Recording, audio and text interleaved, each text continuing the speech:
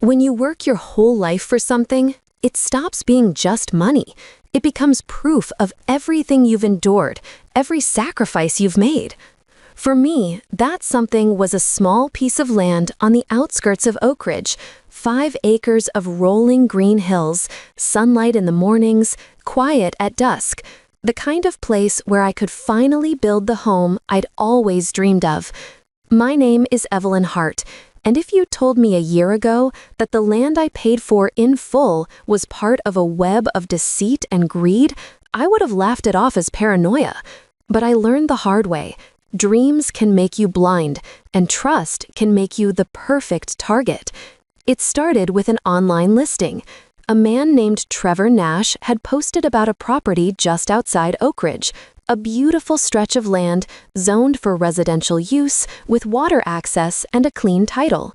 The photos looked legitimate, the documentation checked out, and when I met Trevor in person, he was every bit the professional, polished, articulate.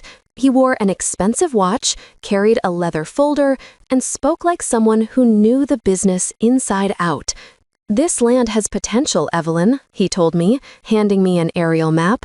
"Buy it now, and in a few years, you'll be sitting on gold." I'd saved for this for nearly a decade, working double shifts at the accounting firm, turning down vacations, cutting corners where I could. So when he said, "You're lucky I'm offering it below market value," I believed him. I didn't question why he seemed eager to close the deal quickly. I didn't notice how his eyes darted every so often, scanning the parking lot as we signed papers in a cafe. All I saw was the culmination of years of effort, ownership, stability, and something that finally belonged to me. The sale went through without a hitch. He provided a clean title, notarized documents, and proof of transfer. The payment cleared. A week later, I stood on the land for the first time, inhaling the scent of pine and soil, feeling a peace I hadn't felt in years. That night, I called my best friend, Jordan, giddy with pride. "It's mine," I said, "every inch of it." But that feeling didn't last long. A month later, I was back at the property, meeting a contractor to discuss fencing options. That's when a man in a pickup truck pulled up, looking just as confused as I was. "Can I help you?" I asked. He frowned. "I could ask you the same thing. This is my land." At first, I thought he was joking. Then he showed me his deed. Different document number, but same parcel of land. My stomach twisted. "That's not possible," I said quietly. "I just bought this." He looked at me with pity. "Yeah," he said, "so did I." The contractor awkwardly backed away, muttering something about rescheduling. Within an hour, another couple showed up. They too claimed ownership, waving their own paperwork, all bearing Trevor Nash's signature. We stood there, 4 of us, staring at each other in disbelief while the realization sank in. We'd all been scammed. Back home, I couldn't stop shaking. I called the county recorder's office. The woman on the phone was sympathetic but firm. "Ma'am, this parcel number has multiple active claims," she said. "You'll need to hire a lawyer." That night, I barely slept. My savings were gone. My dream was gone. But underneath the fear was a slow-burning fury. Someone had played me, had used me, and I wasn't about to let him vanish into the shadows with everything I'd worked for. The next morning, I started digging. The address Trevor had used on his business card? Fake. His real estate license number belonged to a legitimate broker who'd never heard of him. His email domain had been registered 2 months before our deal, just long enough to seem credible. Every breadcrumb led to another dead end. But what Trevor hadn't realized was that I was an accountant. I lived in numbers, patterns, and trails of logic.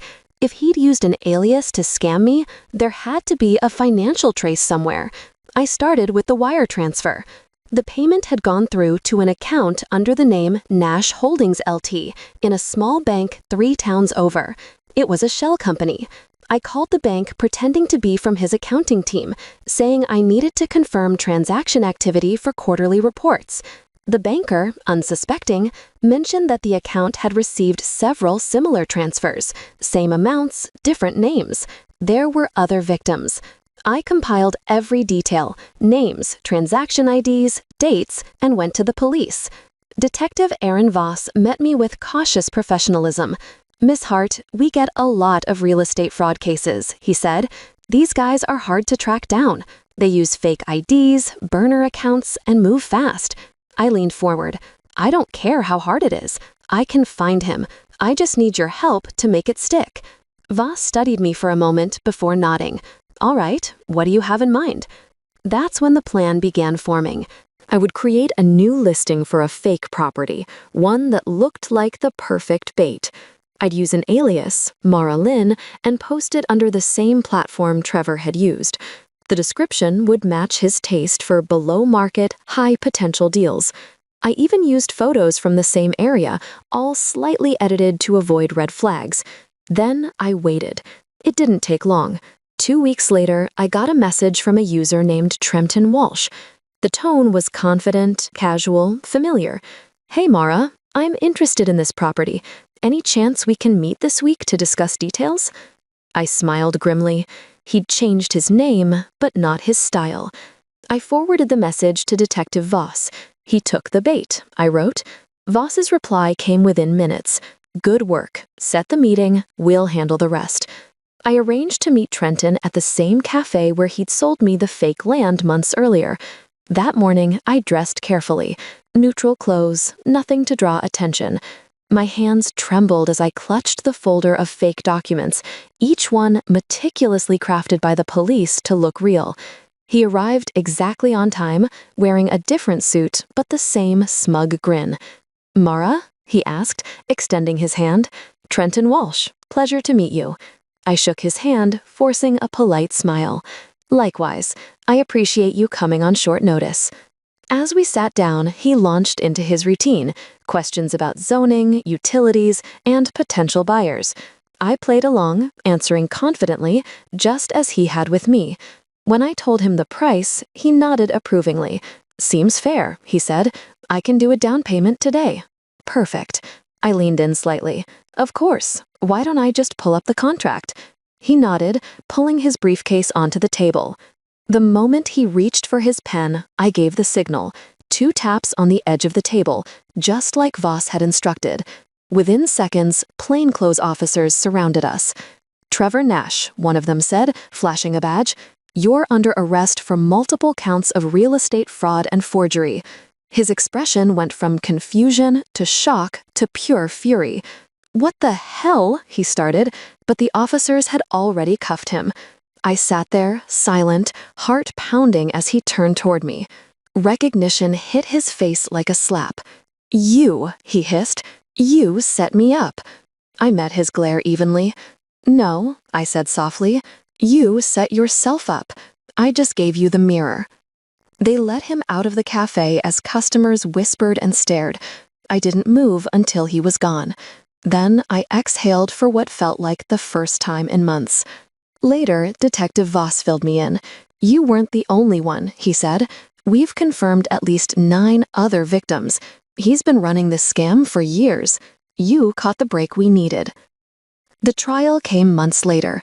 I sat in the courtroom as Trevor stood before the judge, his slick demeanor gone, replaced by something hollow and bitter. The prosecutor laid out the evidence: bank transfers, forged deeds, false identities.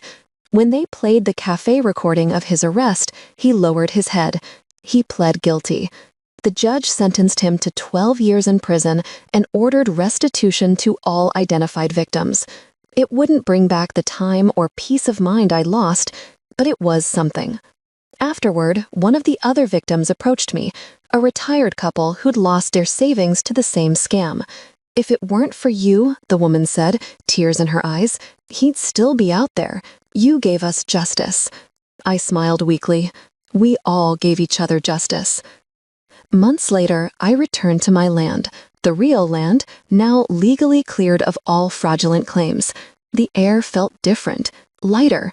I stood on the edge of the property, listening to the wind rustling through the grass, and for the first time since this all began, I didn't feel anger, just quiet triumph. People assume revenge feels like fire, like rage consuming everything in its path. But real revenge, the kind born from patience and precision, feels like control. It's calm, sharp, surgical. Trevor thought he could take advantage of people's dreams. What he didn't realize was that dreams aren't just fragile, they're fierce. When someone tries to steal them, the person behind them will fight harder than he ever imagined. And I did. Now, as I watch the sunset over the land I nearly lost, I know one thing for certain. This time, it's truly mine. Every inch, every blade of grass, every breath of wind that passes through it. Earned, defended, and finally free.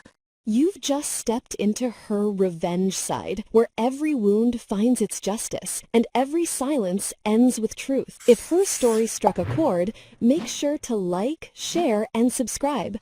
Your support keeps these stories alive. Another secret waits in the next video. See how her revenge begins.